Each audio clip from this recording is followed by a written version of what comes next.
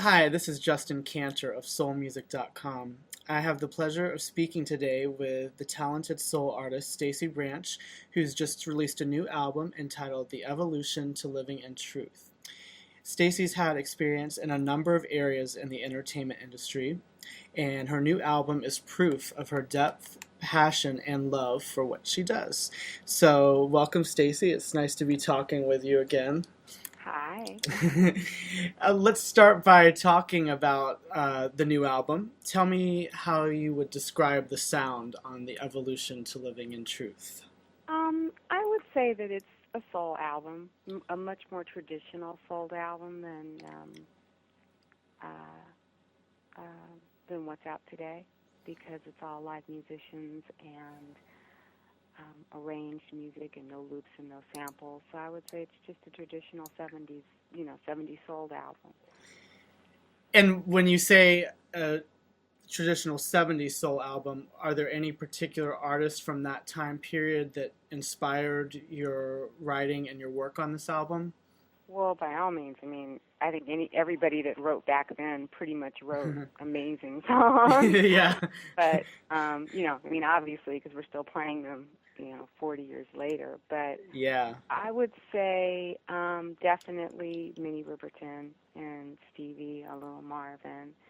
Uh, yeah, those are the people that I would say have influenced me the most. So I would say that. And then one of the songs, Hard to Say Goodbye, when I listen to the vamp of the song, it reminds me of Carly Simon. So I'm sure there's a little Carly Simon and Carole King in there as well.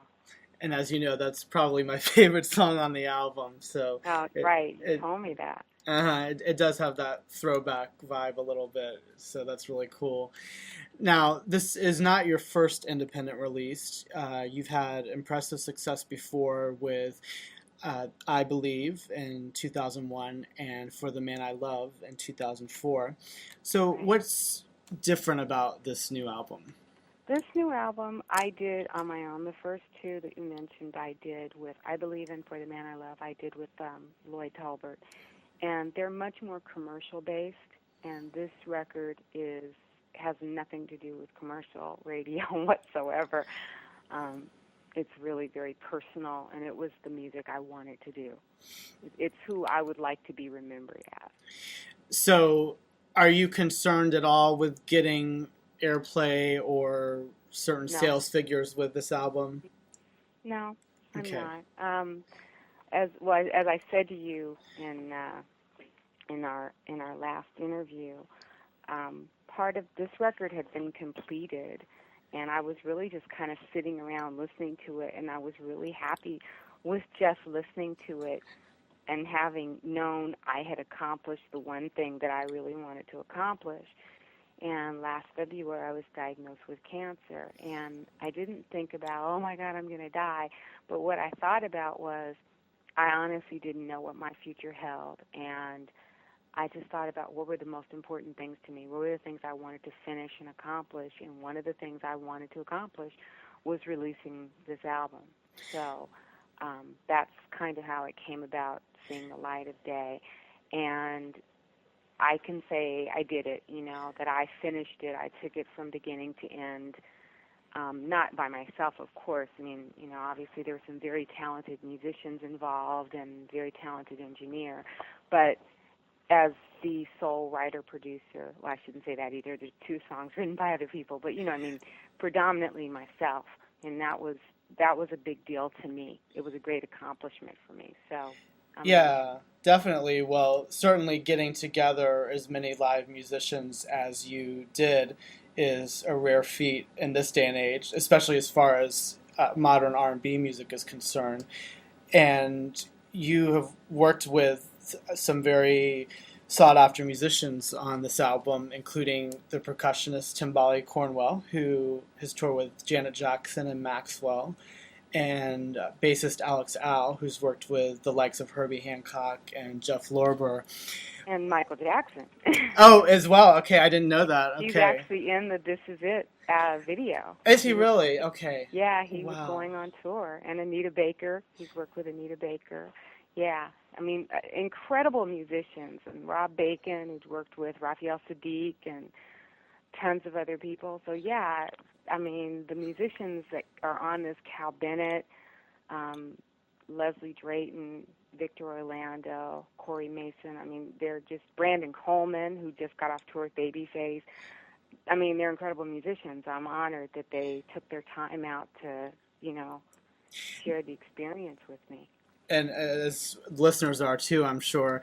Well, besides their sheer star power, were there any particular qualities in these musicians that attracted you?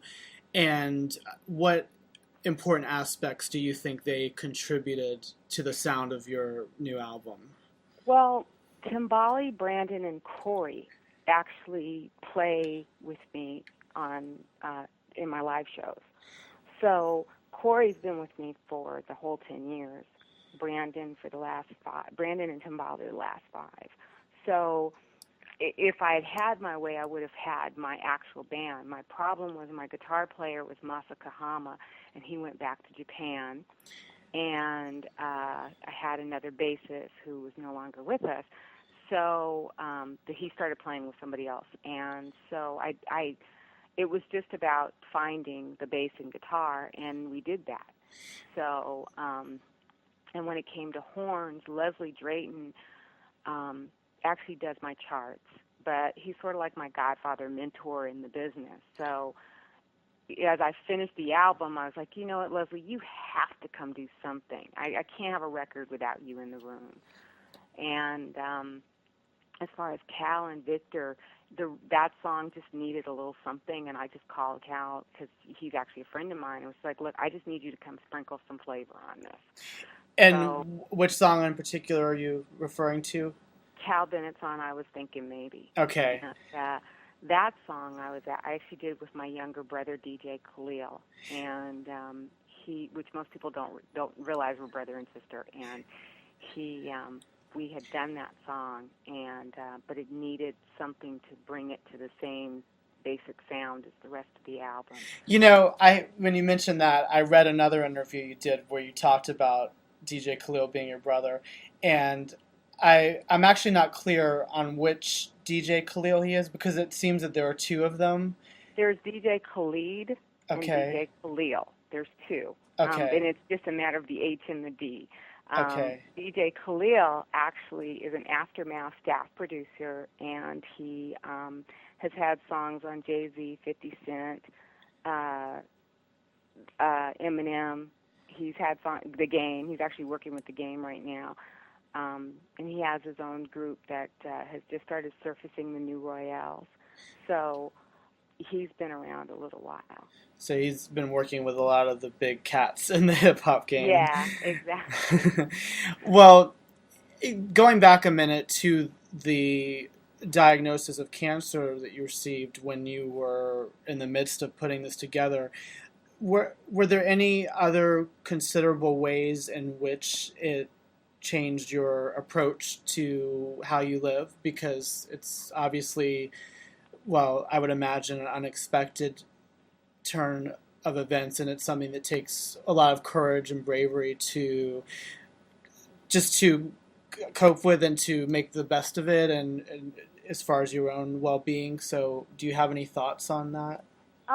Well, it's really weird because I was sick for a couple of years, and they could not figure out. I have a very rare cancer, so they couldn't figure out what I had because of my age. I'm a little young to have myeloma, and so Mm-hmm. they weren't looking for it. And myeloma is a very specialized blood test.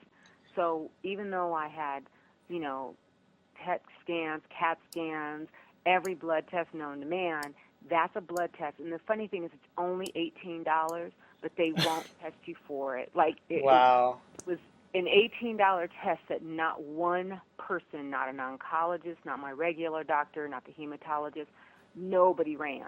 But everybody could look at me, and I was going to tons of specialists because, you know, one person would say, I don't know what it is, but you should go see a rheumatologist, and you should go see this person, and I would go. And every doctor would say, you know what, I think you need to go to an oncologist. Like, it sounds like you have cancer. I mean, it was one of those things where they could tell me it sounded like I had cancer, but yet they couldn't find out what I had.